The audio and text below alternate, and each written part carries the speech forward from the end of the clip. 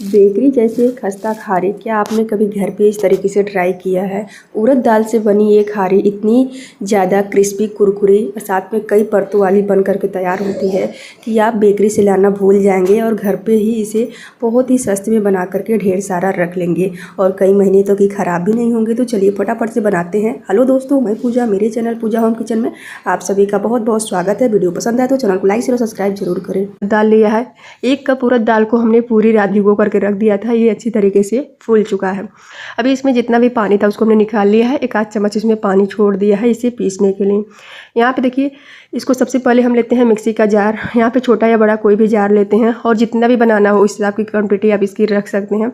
यहाँ पे इस उड़द दाल को हम डाल देते हैं मिक्सी के जार में। तो यहाँ पे आप देख सकते हैं छिलके वाली उड़द दाल नहीं है, बिना छिलके वाली उड़द दाल हमने ली है और इसे हम डाल देंगे। यहाँ पे 1-2 चम्मच इसमें पानी थे, इसी से इसका अच्छा सा पेस्ट बन जाएगा। बाकी इसमें ज़्यादा पानी वगैरह डालने की ज़रूरत नहीं है, बस ये थोड़ा सा पानी डालने से इसका बहुत ही अच्छा पेस्ट बन जाता है। यहाँ पे आप देख सकते हैं इसको हमने पीस करके तैयार कर लिया है। यहाँ पे चम्मच से हम दिखा रहे हैं, बिल्कुल भी इसमें दाल वगैरह नहीं है, अच्छी तरीके से ये एकदम फाइन पीस चुका है। अभी दूसरी बाउल लेते हैं और इसमें हम इस उड़द दाल को डाल देते हैं, इस पेस्ट को यहाँ पे चम्मच से निकाल लेंगे और निकालने के बाद इसे धुल कर नहीं डालना है, नहीं तो ज़्यादा ही गीला हो जाएगा। बस इसे अच्छे तरीके से हम निकाल लेंगे। अभी इसमें हम डालते हैं मैदा। यहाँ पे आप देखिए 1 कप मैदा यहाँ पे हमने डाला, इसको हमने छान करके रखा है और आधा कप और भी डाल देते हैं। 1.5 कप मैदा हमने यूज किया था और 1 कप दाल। यहाँ पे अब हम डाल देते हैं थोड़ा सा मंगरेल, 1/4 चम्मच। यहाँ पे थोड़ा सा साबुत जीरा डाल देते हैं, चुटकी भर। यहाँ पे अजवाइन लेते हैं और इसको इस तरीके से हाथ पे रख के क्रश कर लेते हैं। इससे इसका फ्लेवर खुल के आता है और बहुत ही ज़्यादा अच्छा लगता है खारी वगैरह में।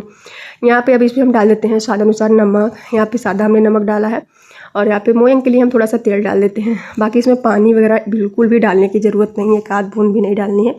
जितना भी दाल का मॉइस्चर है उसी में हमें इसे गूँथ लेना है। यहाँ पे पहले इस तरीके से हम मिक्स करेंगे ताकि नमक तेल वगैरह सभी जगहों पे मिक्स हो जाए और फिर इसे हम इस तरीके से गूँथ लेते हैं। यहाँ पे देखिए जितना भी दाल का मॉइस्चर है ना उसी में ये गूँथ करके आटा जो है तैयार हो जाएगा। यहाँ पे आटे को एकदम हमने चिकना कर लिया है और इसे हम इसी में रहने देते हैं। अभी इसके लिए हम स्लैरी बना लेते हैं। तो यहाँ पे हम लेते हैं 1 कटोरी और इसमें हम डालते हैं लगभग 3 चम्मच घी।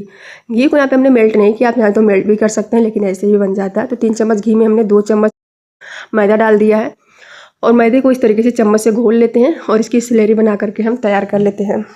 यहाँ पे देखिए इसकी स्लैरी बन गई है, इसमें बिल्कुल भी गुठलियाँ वगैरह ना रहें, इसलिए इसको लगातार हम फेंट लेंगे 1 से 2 मिनट। उतनी स्लैरी बन करके तैयार है। अभी जो आटा ना इसको हम लेते हैं और इसमें से हम 4-5 लोई काट लेते हैं।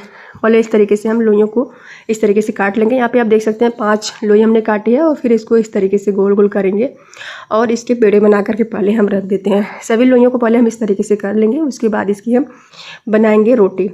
यहाँ पे 1 लोई लेते हैं और इसके ऊपर हम सूखा मैदा डिश करते हैं यहाँ पे और इसे हम एक रोटी पतली सी बना करके तैयार कर लेते हैं। जितनी भी हमने लोइयाँ बनाई हैं इसकी हमें रोटी बना करके तैयार करनी है।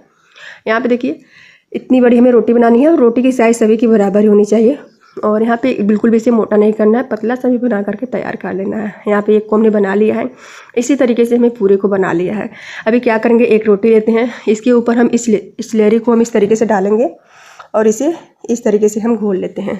पूरे पे हम इस तरीके से फैला देंगे, पूरे स्लैरी को ज़्यादा ही लगाना है। और फिर क्या करेंगे, सूखा मैदा लेंगे, इसके ऊपर से इस तरीके से हम छिड़क देते हैं। इस तरीके से जब छिड़क देना तो ये जो खारी है बहुत ही ज़्यादा खस्ता बनेगी, बहुत ही ज़्यादा कई परतों वाली बनेगी। इसके जितने भी परत रहेंगे ना सभी खुल के आएंगे जब इसे हम तेल में फ्राई करेंगे। इसलिए इसको एक रोटी के ऊपर स्लैरी लगाएंगे और फिर मैदा डस्ट करेंगे, फिर ऊपर से 1 रोटी रखेंगे। इस तरीके से हमें 5 रोटी हमने बनाई थी, 5 को इसी तरीके से रख लेना है। अभी लास्ट में क्या करना है, यहाँ पे इस तरीके से फिर हम लगाएंगे और इसके ऊपर थोड़ा सा मैदा फिर हम डाल रहे हैं, उसको हम फोल्ड करेंगे। यहाँ पे इस तरीके से उठाएंगे और इसे इस तरीके से हमने फोल्ड कर दिया है। अभी इधर से भी उठाएंगे और इसे बीच में हम फोल्ड करेंगे यहाँ पे इस तरीके से। और जब इस तरीके से हम कर लेंगे ना तो इसको हल्का सा हाथ से दाबेंगे, फिर थोड़ा सा मैदा लगा देंगे और इसे इस तरीके से हम फोल्ड करेंगे। बिल्कुल सेम तरीका है, इसी तरीके से आपको फोल्ड करना है। यहाँ पे इसको हम हल्का सा आगे मोड़ देंगे, फिर इसे हम दाब लेते हैं। अब इसको हम हाथ से थोड़ा बड़ा कर लेते हैं पहले, क्योंकि ये बहुत ही ज़्यादा मोटा हो गया। पूरे आटे का हमने यूज़ कर लिया है और इसको इतना बड़ा करने के बाद थोड़ा सा मैदा लगाएंगे सूखा और हल्के हल्के हाथ से बेलन से हम इस तरीके से बना लेते हैं 4 कोन की रोटी। और यहाँ पे देखिए 4 कोन में से हम बना लेंगे। तो फिर चलिए इसे हम कट करते हैं, चाकू लेते हैं और इसको 1 इंच की दूरी पे पहले हम काट लेते हैं। तो खारी आपको पता होगा कि इसी तरीके से बनती है, लंबे लंबे रहती है खारी, तभी इसके जितने भी परत होते हैं ना खुल के आते हैं।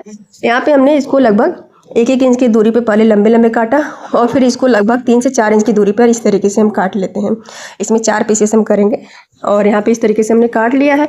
अब इसको हम इस तरीके से निकाल लेते हैं, छुड़ा लेंगे और चलिए अभी इसे हम तेल में फ्राई करके दिखाते हैं। तो तेल को हमने गर्म होने रख दिया है, जो भी आप तेल खाते हो, और तेल को एकदम धीमी फ्लेम पे हम गर्म करेंगे और जब हल्का सा तेल गर्म होगा ना तब इसमें हम खारी को डाल देते हैं। अगर आप कई परतों वाले खारी बनाना चाहते हैं ना, आपको लगे कि इसमें पूरी परतें खुले, तो आपको गैस को एकदम धीमे करके तेल को गर्म करना है 5 से 10 मिनट। फिर इसमें हम खारी को डालेंगे और धीमे फ्लेम पे लगभग 20 मिनट तक इसे छोड़ देंगे और जब 10 मिनट हो जाएगा ना तो इसको हम दूसरी साइड पलट देते हैं और 10 मिनट और छोड़ेंगे तो ये खारी जो है ना, इसकी जितनी भी परतें होंगी वो खुल जाएगी।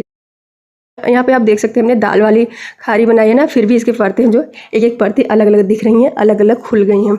इसी तरीके से हमने फ्राई कर लिया है, जितना भी था उसको हम फ्राई कर लेंगे।